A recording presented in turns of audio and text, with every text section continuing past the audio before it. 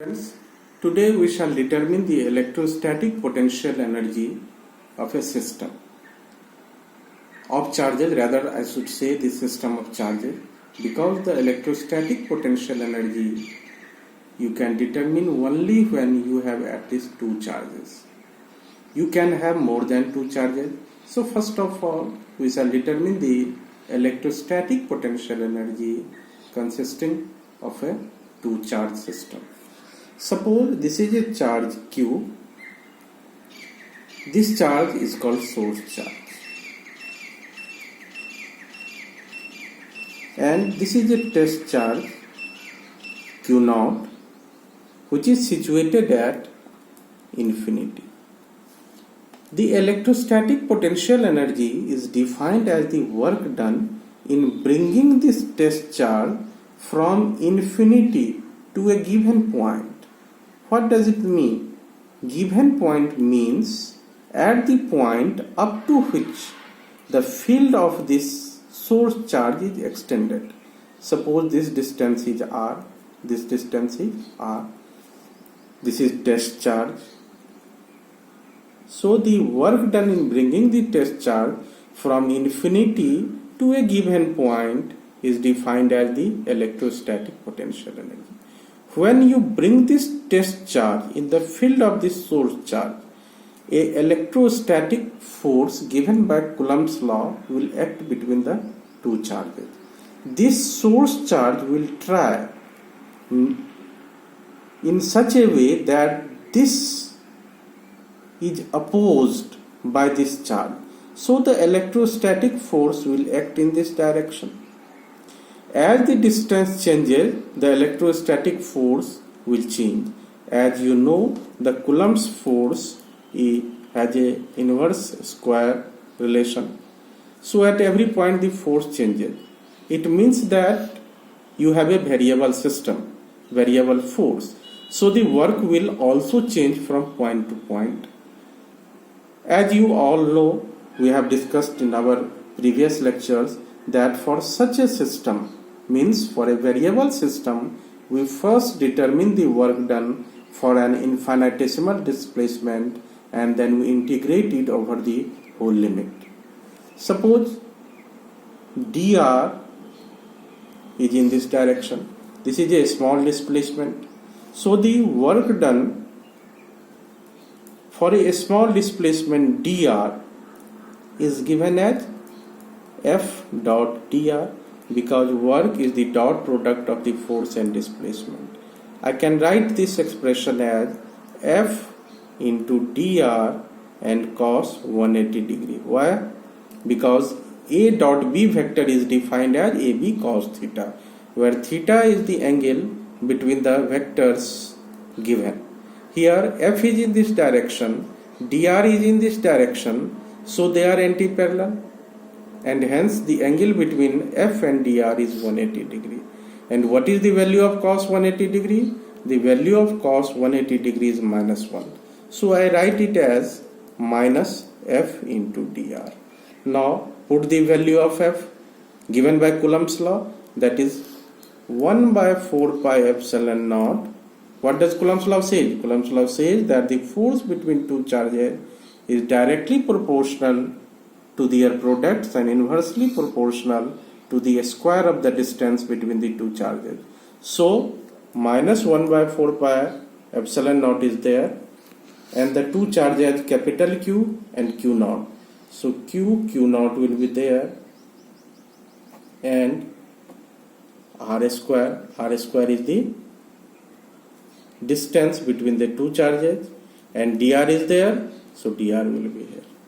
This is the work done in bringing this test charge for an infinitesimal displacement dr against the electrostatic force of the source charge capital Q.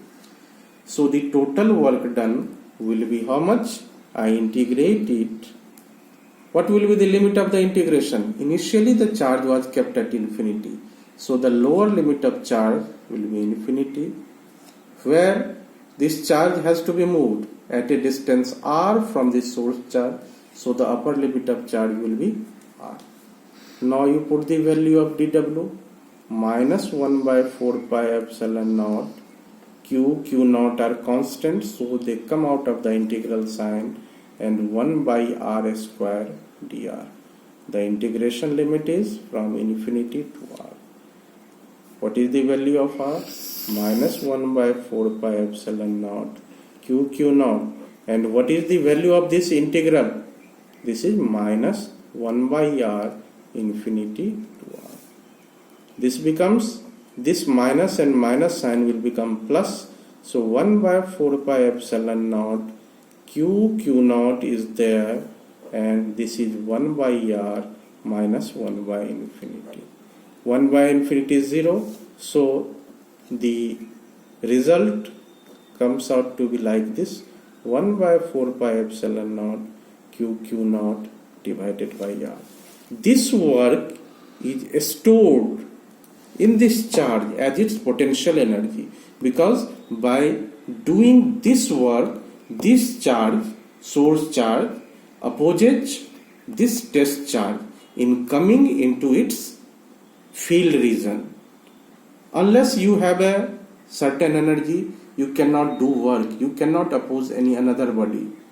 That is why this work done in bringing this test charge from infinity to a given point in the field of the source charge is defined as the electrostatic potential energy. So electrostatic potential energy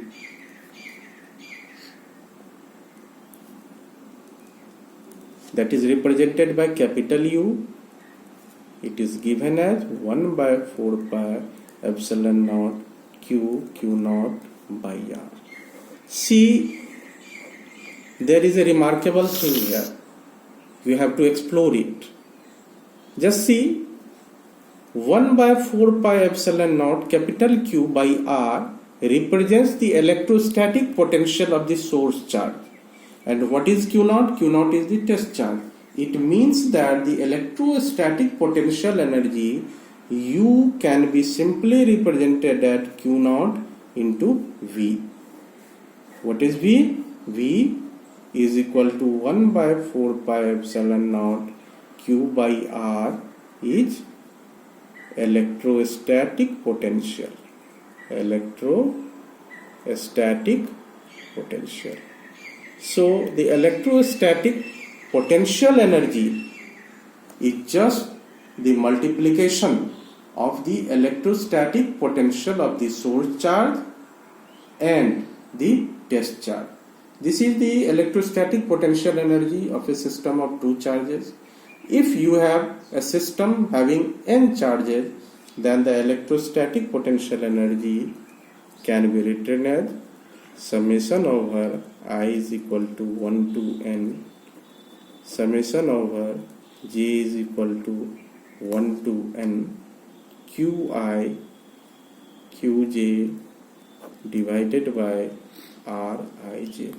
One condition has to be imposed here, that j is not equal to I, because the term will be repeated, same term will come into play, so j has not to be equal to I. Double summation is there, one is for this ith charge and the second summation is for the jth charge. This is the electrostatic potential energy of a system of n charges, right? Thank you.